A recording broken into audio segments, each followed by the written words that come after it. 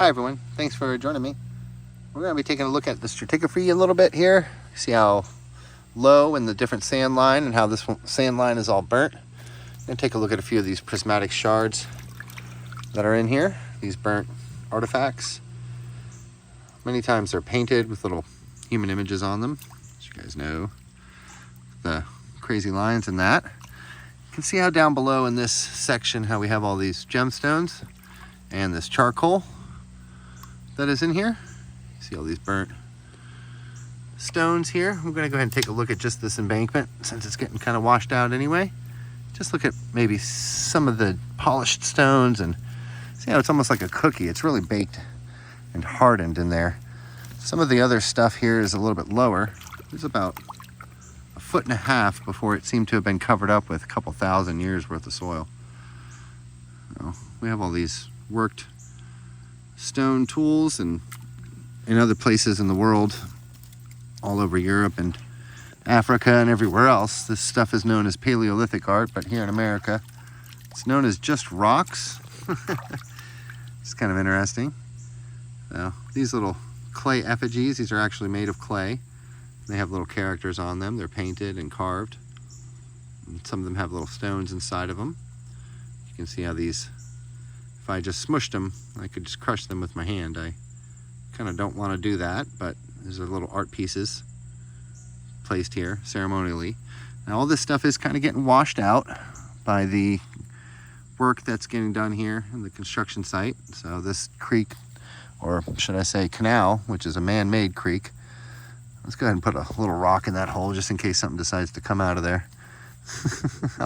I'll remove it before we leave. But this little canal has been washed out, and so all these crystals and artifacts, old paleo-style spear points, have recently been exposed. So it's really neat to see all these stones from all over the country, with all these little faint images of humans on them. Who would have ever thought ancient people would do such a thing? But you know, I guess that's what we get for thinking that we know it all. So you can see the crystal that's baked into this. This whole thing might have been, you know, created as an effigy. It's like they made little faces in the clay and everything. That's why I really believe this is a ceremonial site. Many of the effigies have little, you know, they're all encased in this clay, and then the art is made on top of them. So everyone was aware of this art that was in this culture. It wasn't just like a few shaman that did it. It was everybody. And you guys can see this burnt line, the way that the ground looks as if it was just completely burnt up at this layer. You can see all these charred remains, which so much of this is, of course, carbon datable material.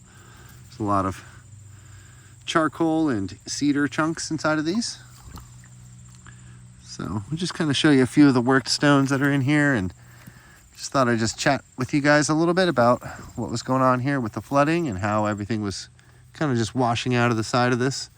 This is all very, very hardened here because it's all clay. Everything's separated by a little thin layer.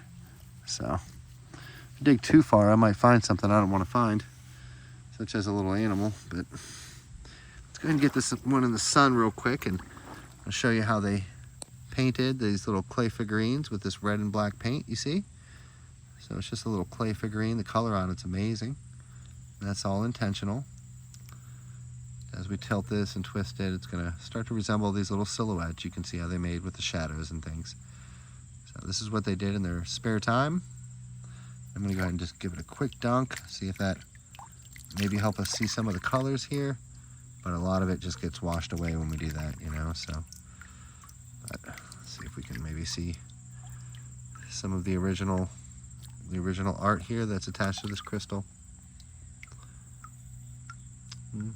So this is a color of, you know, I don't know how long ago, couple tens of thousands of years ago. You can see how the crystal is stuck into the back of this face. And I'm going to try to fix our focus there.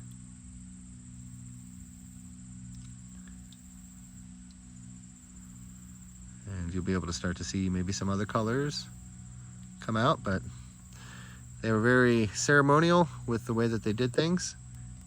They're very disciplined to a level that is almost indescribable and unbelievable by us in today's standards. They made all these little clay figurines, colored and painted, and buried them here. And so this is why I advocate for the site so much, guys, because we find things like this. It's pretty undeniable evidence, I know.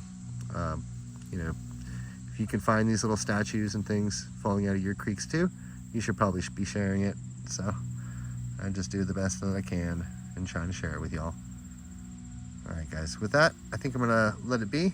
Hope you guys have a wonderful rest of your day, and I'm gonna do my best to preserve this one. But just know that, you know, the whole entire creek bed is full of these. This is what they did. It's incredible. So have a great day. I'll speak with you again soon. Bye-bye.